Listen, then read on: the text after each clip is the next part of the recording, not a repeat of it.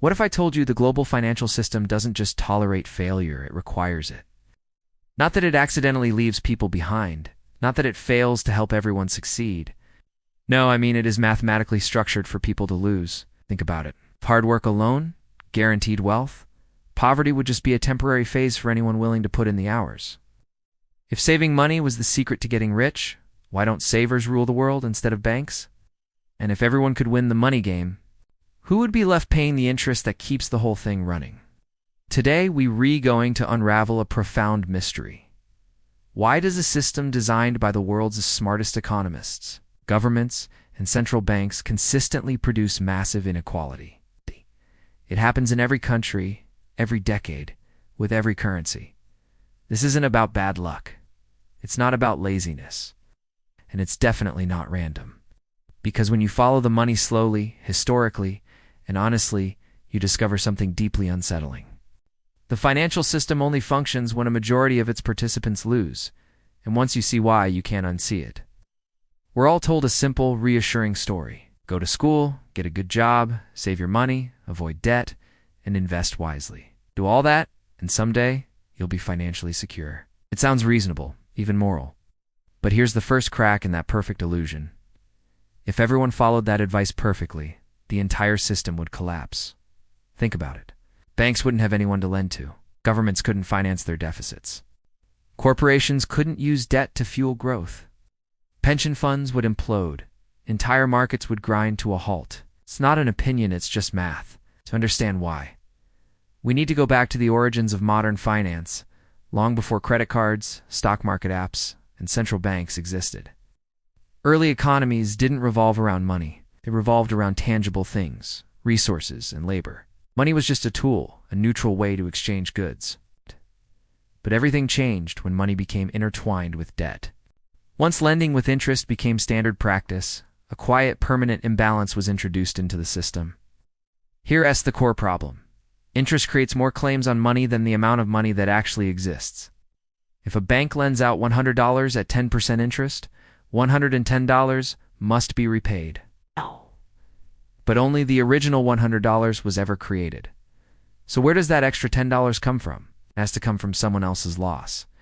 From the very beginning, the math of the system required that some people would fail, some businesses would collapse, and some debts would default. Not because of incompetence, but because the numbers demanded it. This wasn't obvious at first, but over centuries it has shaped every aspect of our financial world. As economies grew, banking became more centralized. Governments discovered something incredibly powerful. They could spend more money than they collected in taxes, as long as someone was willing to finance the gap. This gave rise to the pillars of our modern economy: sovereign debt, central banks, fiat currency, and fractional reserve banking.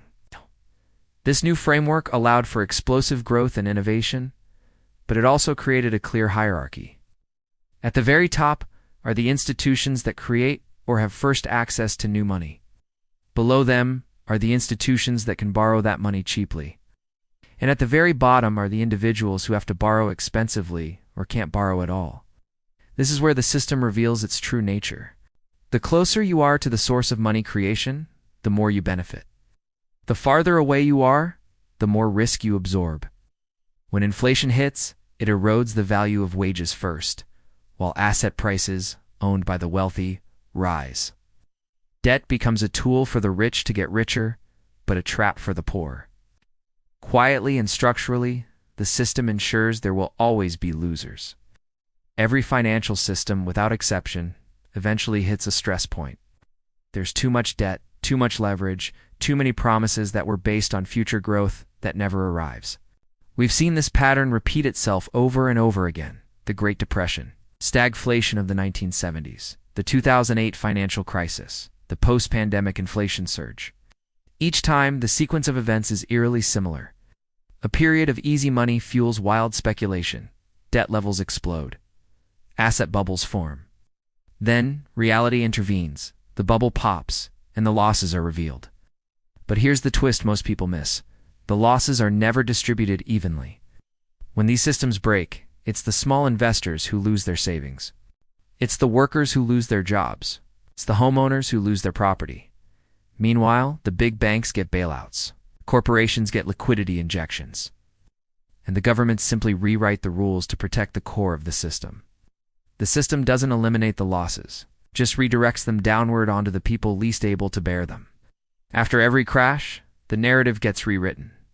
We're told the crisis happened because people borrowed irresponsibly, consumers lived beyond their means, investors were too greedy, or workers lacked the right skills. This framing is convenient, but it's fundamentally false.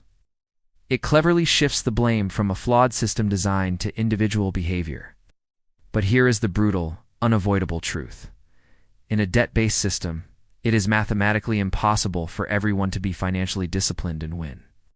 The system requires people to fill the role of the loser. Someone has to be the one taking low wages. Someone has to carry the high-interest credit card debt. Someone has to be forced to sell their assets at the worst possible time.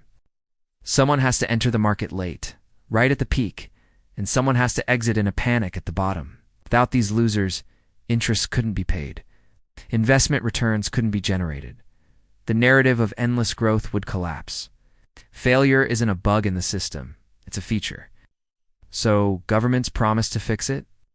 They roll out better regulations, financial literacy programs, stimulus packages, and tax adjustments. But notice what never ever changes. The power to create money remains centralized. The necessity of debt remains essential.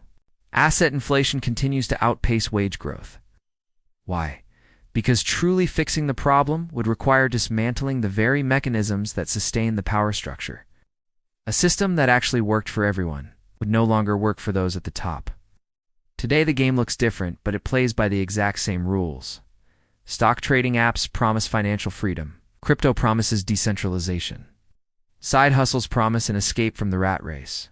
But the underlying structure remains identical. Early entrants benefit the most. Late entrants absorb the most risk. The platforms themselves extract fees from every transaction. Volatility simply becomes a mechanism to transfer wealth upward.